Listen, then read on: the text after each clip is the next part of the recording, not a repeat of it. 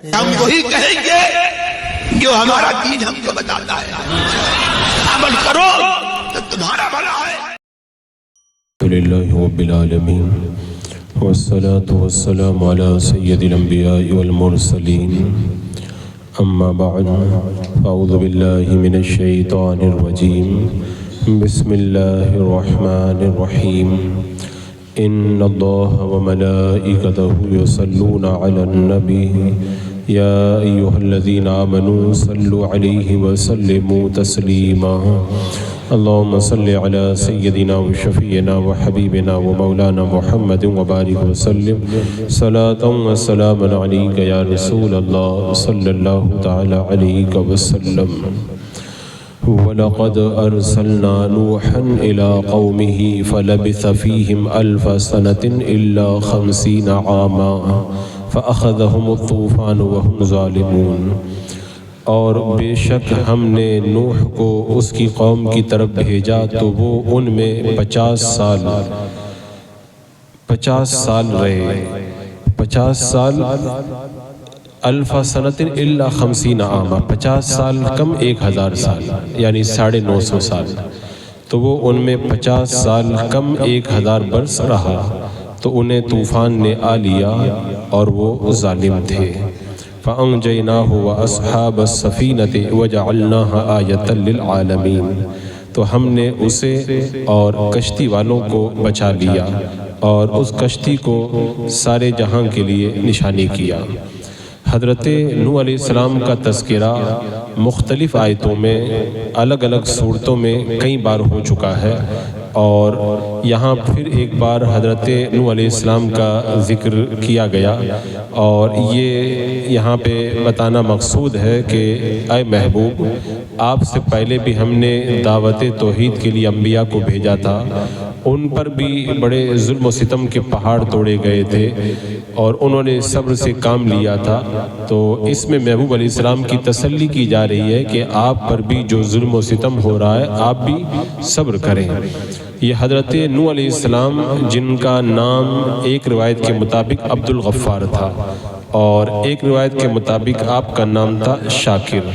آپ کو نوح کیوں کہتے ہیں؟ کیونکہ آپ اللہ کے خوف سے بہت زیادہ رویا کرتے تھے، اس لیے آپ کا نام نوح پڑ گیا۔ حضرت آدم علیہ السلام کے زمین پر تشریف لے جانے کے 1642 سال کے بعد میں آپ کی پیدائش ہوئی تھی۔ 40 سال کی عمر میں آپ کو نبوت ملی، اور اس وقت جتنے لوگ موجود تھے ان سب کی طرف آپ کو نبی بنا کر کے بھیجا گیا۔ اب یہاں پر انہوں نے کیسے تبلیغ کا کام کیا، ان کو کیسے ستایا گیا، پھر کیسے انہوں نے قوم کے خلاف جو ہے وہ دعائے ضرر کی، پھر قوم کیسے برباد ہوئی، یہ پورے مکمل واقعات تفصیل کے ساتھ میں اس سے پہلے جب آپ کا ذکر ہوا تھا تو وہاں پر میں نے عرض کیے تھے۔ اس سے ایک سوال ذہن میں یہ پیدا ہوتا ہے کہ ہم تو یہ کہتے ہیں کہ ہمارے آقا صلی اللہ تعالیٰ علیہ وسلم کی نبوت سب کے لیے عام ہے،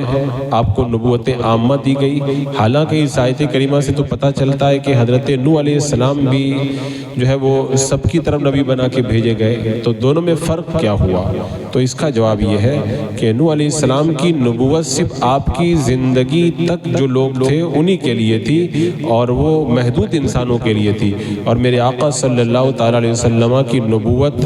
یہ بالکل عام ہے ساری کائنات کے لیے اور ساری مخلوقات کے لیے، اور آپ کے وصال کے بعد بھی اس کا سلسلہ جاری اور ساری ہے، کیونکہ آپ کے بعد میں کوئی اور نبی نہیں آنے والا ہے۔ اور حضرت نوح علیہ السلام سب سے پہلے نبی ہیں جو بتوں کے پجاریوں کی طرف مبعوث کیے گئے تھے، کیونکہ بت پرستی کا آغاز آپ ہی کی امت میں ہوا تھا، تو آپ تشریف لائے، آپ نے انہیں شرک سے بچنے کی تلقین کی، ورنہ اس سے پہلے جو نبی آئے تھے آپ سے پہلے وہ اپنے رشتہ داروں کو اعزہ اور اقربا کی طرف بھیجے گئے تھے، اور وہ ایک خاص علاقے کی طرف مبعوث کیے گئے تھے۔ حضرت نوح علیہ السلام نے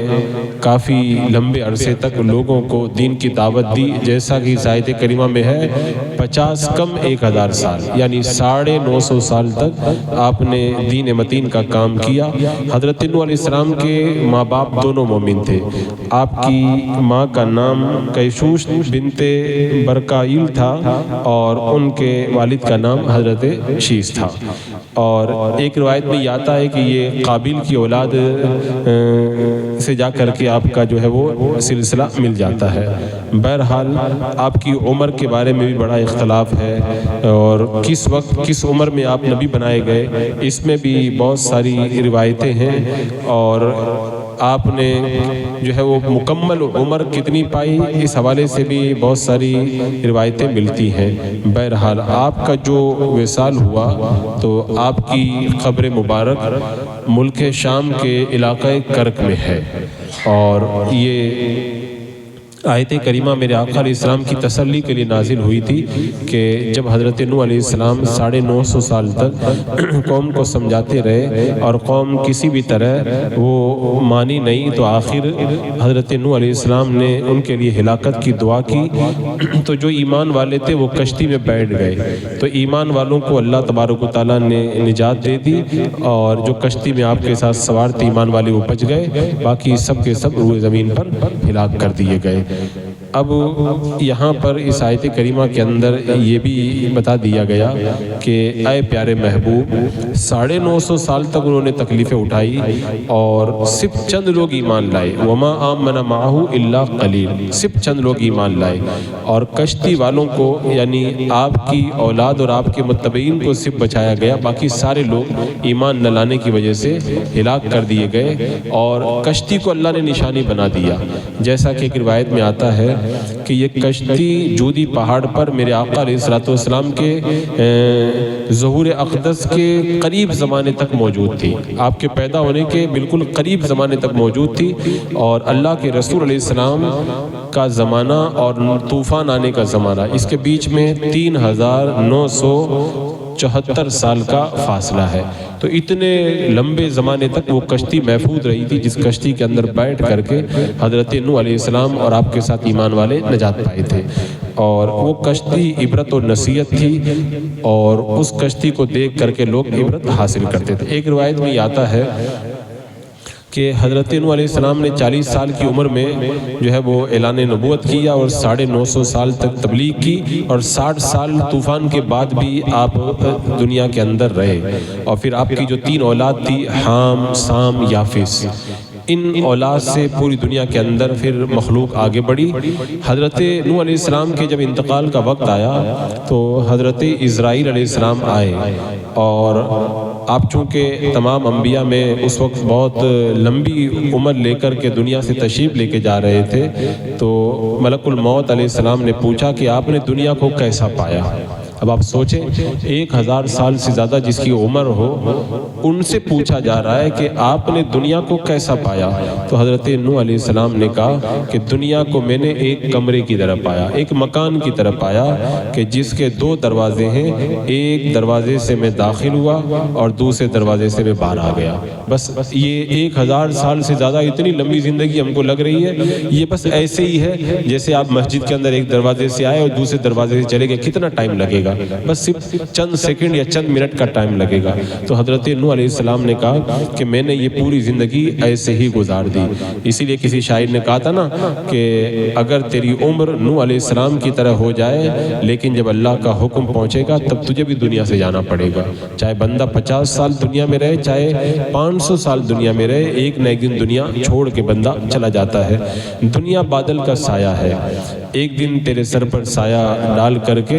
اور پھر اس کے بعد میں وہ آگے بڑھ جاتا ہے۔ اور حضرت امام حسن رضی اللہ تعالیٰ عنہ نے فرمایا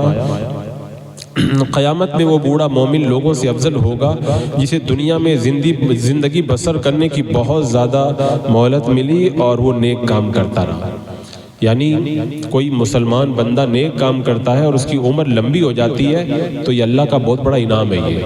کیوں؟ جب عمر اس کی لمبی ہو گئی تو اس کو عبادت کا ٹائم بھی زیادہ ملا۔ اللہ کے رسول علیہ الصلوۃ والسلام نے دو مسلمانوں کو آپس میں بھائی بنایا تھا، تو ان دونوں میں سے ایک تو اللہ کی راہ میں شہید ہو گیا اور دوسرا جو ہے وہ اس کے بعد میں اور بھی کچھ دن زندہ رہا۔ تو اس دوسرے کی نماز جنازہ کے بعد میں آپ نے صحابہ کرام سے فرمایا کہ تم نے اس کے بارے میں کیا کہا؟ عرض کی کہ ہم نے اس کے لیے دعا کی کہ وہ کریم اس کے گناہ بخش دے، اس کے حال پر رحم فرمائے اور اسے اپنے ساتھی کے ساتھ ملا دے۔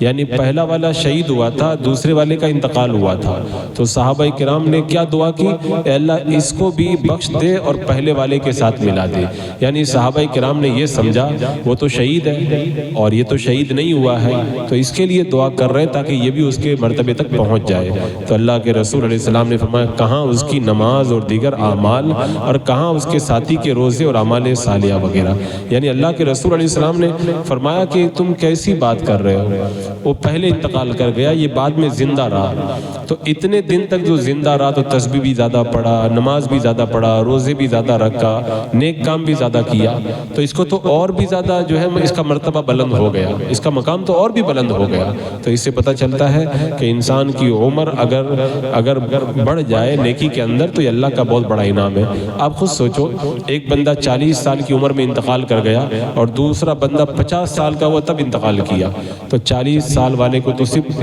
40 سال نیکی کرنے کا موقع ملا۔ اب جو بعد میں 10 سال زندہ رہا، اس نے 10 رمضان پائے، 10 رمضان میں کتنی عبادت کی، 10 سال تک کتنی نمازیں پڑھی، کتنی اس نے تسبیحات پڑھی، تو اس کو تو 10 سال کا اجر اور بھی زیادہ مل گیا۔ تو اس لیے جو ہے نا مومن کی عمر ایمان کے ساتھ میں نیک اعمال کے ساتھ اب لمبی ہو جاتی ہے تو یہ اللہ تبارک و تعالیٰ کا اس کے اوپر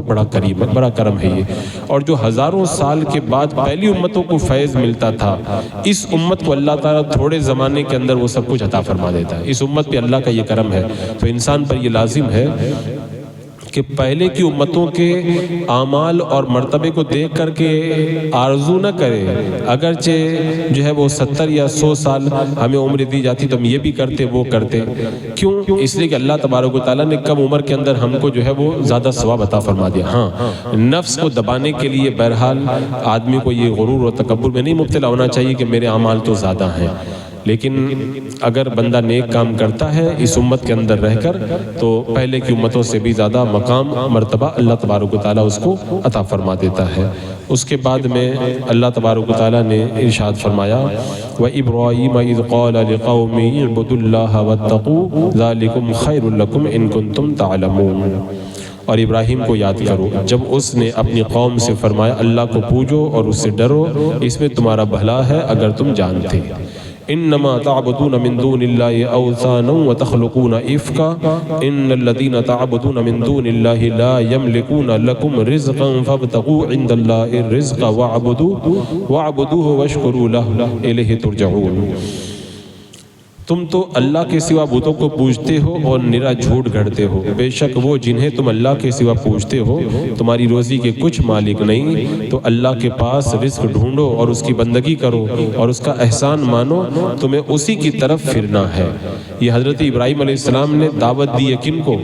اپنی قوم کو یہ دعوت آپ نے پیش فرمائی ہے، اور دعوت کا جو انداز ہے حضرت ابراہیم علیہ السلام کا وہ انداز بھی بڑا پیارا انداز ہے کہ آپ نے اچھے انداز کے اندر انہیں ایمان کی طرف بلایا، کیونکہ پچھلی آیت میں حضرت نوح علیہ السلام کا تذکرہ ہوا تھا، اور جب نوح علیہ السلام کی قوم پر جب طوفان آیا اور وہ عذاب میں ہلاک کر دیے گئے اور ان کا ذکر ہو گیا، تو اب اس کے بعد میں حضرت ابراہیم علیہ السلام کا اختصار کے ساتھ قصہ بیان کیا گیا۔ حضرت ابراہیم علیہ السلام نے دو باتیں کہی تھی، ایک کہا تھا اللہ کی عبادت کرو اور دوسرے کہا تھا اللہ سے ڈرتے رہو، یعنی اللہ کی عبادت کرو گے اور اللہ سے ڈرو گے تو پھر کوئی گناہ کا کام نہیں کرو گے۔ اور پھر حضرت ابراہیم علیہ السلام نے کیا فرمایا؟ تم جو بتوں کی پوجا کرتے ہو نا یہ درست نہیں ہے۔ اس کا رد کیسے کیا؟ آدمی جب کسی کو پوجتا ہے نا تو اس کی وجہ کیا ہوتی ہے؟ یا تو اس کو اس لیے پوجتا ہے کہ اس سے کچھ نفع ملے گا، اور یا اس لیے پوجتا ہے کہ اس سے ڈرتا ہے، تو خوف کی وجہ سے۔ جیسے آپ نے دیکھا ہوگا نا بتوں کے پجاری، ارے اس کو کچھ نہ کرو نہیں تو یہ اس کی مار ہمارے اوپر پڑ جائے گی، ہم برباد ہو جائیں گے۔ تو حضرت ابراہیم علیہ السلام نے رد کرتے ہوئے کہا کہ پتھر کے بے جان بت نہ کسی کو فائدہ پہنچا سکتے ہیں نہ نقصان پہنچا سکتے ہیں، تو نفع کی آرزو ہے تو وہ بھی غلط ہے، اور اگر تمہیں یہ امید ہے کہ یہ ہم کو کچھ نقصان نہ پہنچاتے، یہ ڈر ہے تمہیں، تو تمہارا یہ خوف بھی بالکل غلط ہے۔ تو ان کو نفع و نقصان کا مالک ماننا ایک دم صاف جھوٹ ہے۔ اور پھر اس کے بعد میں فرمایا کہ تمہارے رزق کے مالک وہ نہیں، تمہیں پھر عبادت سے وہ فائدہ کیا دیں گے؟ تم اگر روزی کی وجہ سے ان کو پوچھ رہے ہو تو روزی تو اللہ دینے والا ہے، اگر تمہیں روزی کی طلب ہے تو اللہ کی عبادت کرو، اور ہر قسم کا رزق اللہ کے پاس میں ہے، اللہ تمہیں رزق دے گا، اللہ سے روزی مانگو، پھر اس کا شکر ادا کرو۔ اس کے بعد میں حضرت ابراہیم علیہ السلام نے اپنی قوم سے فرمایا کہ اگر تم تکذیب کرو، یعنی آگے ارشاد فرمایا کہ وَإِن تُكَذِّبُوا فَقَدْ كَذَّبَ أُمَمٌ مِّن قَبْلِكُمْ وَمَا عَلَى الرَّسُولِ إِلَّا الْبَلَاغُ الْمُبِينُ، اگر تم جھٹلاؤ گے تو تم سے پہلے کتنے ہی گروہ جھٹلا چکے، اور رسول کے ذمہ نہیں مگر صاحب پہنچا دینا، ہمارا کام تو بتانا ہے، اگر نہیں مانو گے تو اس میں تمہارا اپنا نقصان ہے۔ تو حضرت ابراہیم علیہ السلام نے انہیں سمجھا دیا کہ تم یہ مت سمجھنا کہ اگر نہیں مانو گے تو میرا نقصان ہے۔ اس پر ایک اعتراض یہ پیدا ہوتا ہے کہ حضرت ابراہیم علیہ السلام سے پہلے تو صرف حضرت نوح علیہ السلام کی امت گزری تھی، پھر حضرت ابراہیم علیہ السلام نے یہ کیوں کہا کہ تم سے پہلے کتنی امتیں جھٹلا چکی ہیں؟ تو اس کا جواب یہ ہے کہ حضرت نوح علیہ السلام سے پہلے حضرت ادریس کی امت گزر چکی تھی، حضرت شیس کی قوم گزر چکی تھی، اور ایک جواب اس کا یہ بھی ہے کہ آپ سے پہلے کئی نبی آئے اور کئی امتیں گزری۔ یہ اور بات ہے کہ ہمیں ان تمام امتوں کا اور ان تمام کا ہمیں پورے طور پر علم نہیں ہے اور ہمیں اس کے بارے میں معلومات نہیں ہے۔ تو اس آیت کریمہ میں حضرت ابراہیم علیہ السلام نے بتوں کی پوجا کرنے پر ان پر جو عذاب آنے والا ہے اس کا ذکر کیا۔ صاحب رول بیان یہاں پر یہ فرماتے ہیں کہ مومن کو چاہیے کہ وہ اللہ کی اطاعت کرے، اللہ سے ڈرے۔ حضرت ابراہیم علیہ السلام نے کہا تھا نا، اللہ کی اطاعت کرو، اللہ سے ڈرو، کیونکہ تقوی سے رزق میں برکت ہوتی ہے، اور تقوی کی بنیاد توحید پر ہے، اس لیے کہ توحید ایمان کی بنیاد اور جنت کی چابی ہے اور جہنم کا دروازہ بند کرنے والی۔ بندہ ایمان لے آیا نا تو جنت کے دروازے کھل جاتے ہیں اور جہنم کے دروازے بند ہو جاتے ہیں۔ ایک روایت میں آتا ہے حضرت عمر رضی اللہ تعالیٰ عنہ ایک بار حضرت عثمان رضی اللہ تعالیٰ عنہ کے پاس سے گزرے، تو حضرت عمر نے کہا السلام علیکم، اب حضرت عثمان نے سلام کا جواب نہیں دیا، تو یہ شکایت حضرت عمر نے حضرت ابو بکر صدیق کے پاس کر دی۔ تو حضرت ابو بکر صدیق نے جب بلایا حضرت عثمان کو، کہا کہ عمر نے تم کو سلام کیا تھا، تم نے جواب نہیں دیا، تو انہوں نے کہا کہ میں نے حضرت عمر کی سلام کی آواز سنی نہیں، میں کسی کام میں لگا تھا، مجھے خیال نہیں آ رہا۔ اس کے بعد میں کہا کہ اب میں آپ سے ایک بات بتاتا ہوں، ہم اللہ کے رسول علیہ السلام کی خدمت میں ایک لمبے زمانے تک رہے، لیکن ہم نے کبھی یہ نہیں پوچھا کہ جنت کی چابی کیا اور جہنم کے دروازوں کو بند کرنے والا عمل کون سا ہے۔ تو حضرت ابو بکر صدیق نے کہا میں نے اس کے بارے میں اللہ کے رسول سے پوچھ رکھا ہے، پہلے سے پوچھ رکھا ہے۔ میرا آقا علیہ السلام نے فرمایا جنت کی چابی اور جہنم کو دروازے کو بند کرنے والا کون ہے؟ وہ یہی کلمہ طیبہ، یہی توحید ہے۔ کون سا کلمہ؟ فرمایا جو آپ نے اپنے چچا ابو طالب کو پیش کیا تھا، یعنی لا الہ الا اللہ محمد رسول اللہ، لیکن انہوں نے انکار کر دیا۔ یہ کلمہ ایمان کی، جنت کی چابی اور جہنم کے دروازے کو بند کرنے والا۔ تو بندہ یہاں پہ حضرت ابراہیم علیہ السلام نے دعوت دی تھی نا، بندہ اللہ سے ڈرے اور نیکی کرتا رہے، تو یہی جنت میں لے جانے والی چیز ہے۔ حضرت سری سقطی رضی اللہ تعالیٰ عنہ نے کہا ایک بار میں جنگل میں ایک حبشی کو دیکھا، حبشی کالا ہوتا ہے، کہتے جب وہ اللہ کا ذکر کرتا تو اس کا رنگ چمکدار ہو جاتا، یہاں تک کہ اس کی سیاہی سفیدی سے بدل جاتی، یعنی جیسے جیسے اللہ کو یاد کرتا چہرہ روشن ہوتا چلا جاتا۔ تو یہ کہتے ہیں کہ میں نے پوچھا کہ کیا بات ہے یہ کہ تم اللہ کا ذکر کرتے ہو تمہارا چہرہ چمکنے لگ جاتا ہے؟ تو اس نے کہا بھائی اگر اللہ تعالیٰ کا ذکر اوصاف ذمیمہ بدل دیتا ہے تو شکل بدل دے تو کیا حرج ہے؟ بھائی اللہ کا ذکر کرے بندہ تو برا ہے تو اچھا بن جاتا ہے، جب اس کے اوصاف بدل جاتے ہیں تو اگر اللہ کے ذکر سے چہرے کا رنگ بدل جائے تو اس میں کون سی دقت والی بات ہے؟ اور صحیح بات یہی ہے کہ بندہ اللہ کا ذکر کرے تو دنیا میں بھی سعادت مندی اور آخرت کے اندر بھی اس کے لیے جو ہے نجات کی سبیل پیدا ہوگی، اور اللہ تبارک و تعالیٰ جنت سے اس کو شاد کام فرمائے گا۔ بسم اللہ الرحمن الرحیم، اللہم صلی علی سیدنا مولانا محمد وبارک وسلم، صلاۃ و سلام علیک یا رسول اللہ۔ یا اللہ یا رحمان یا رحیم العالمین، اپنے محبوبین کے صدقے میں نیک اعمال کی توفیق عطا فرما، ہر گناہ ہر برائی سے محفوظ و معمون فرما، ایمان پہ زندگی ایمانی پر خاتمہ نصیب فرما۔ ربنا تقبل منا انک انت السمیع العلیم وتب علینا انک انت التواب الرحیم۔ ان اللہ وملائکتہ یصلون علی النبی یا ایھا الذین آمنوا صلوا علیہ وسلموا تسلیما۔ اللهم صل على سيدنا وشفينا وحبيبنا ومولانا محمد وبارك وسلم صلاة وسلام عليك يا رسول الله۔ سبحان ربك رب العزة عما يصفون والسلام على المرسلين والحمد لله رب العالمين۔